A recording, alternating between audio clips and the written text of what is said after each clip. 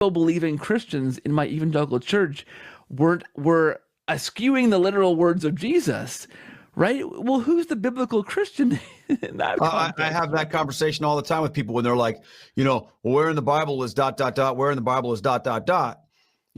Oftentimes I'll point them to things in the Bible and say, well, Jesus said, this is my body, this is my blood, my flesh is true food, my blood is true drink.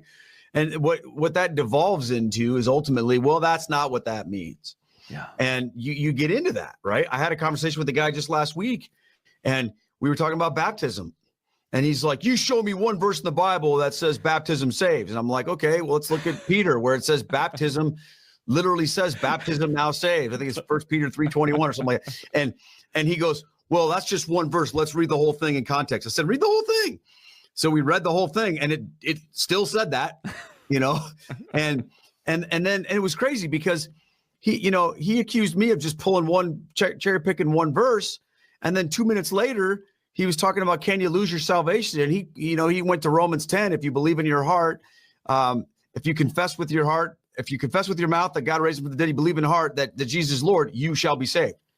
And I said, oh, wait, so now you're okay to take one verse and just pluck it, but I can't do that, And it's interesting because you get into those push and pull with people. And what it boils down to at the end of the day is this: authority. It boils down to who has the authority to define what the Christian faith is.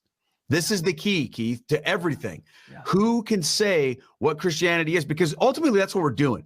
We're arguing about what does the Christian faith teach? Because I think everybody would agree that it can't teach contradictory things.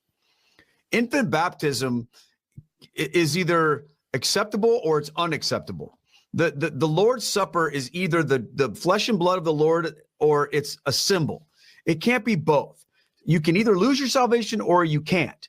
So the question isn't so much, and this is what I try to do with people, isn't so much say, well, what do you think about that? The question I try to help people understand is, what does the Christian faith teach? Because that removes us from the equation. Yeah. And that's so important.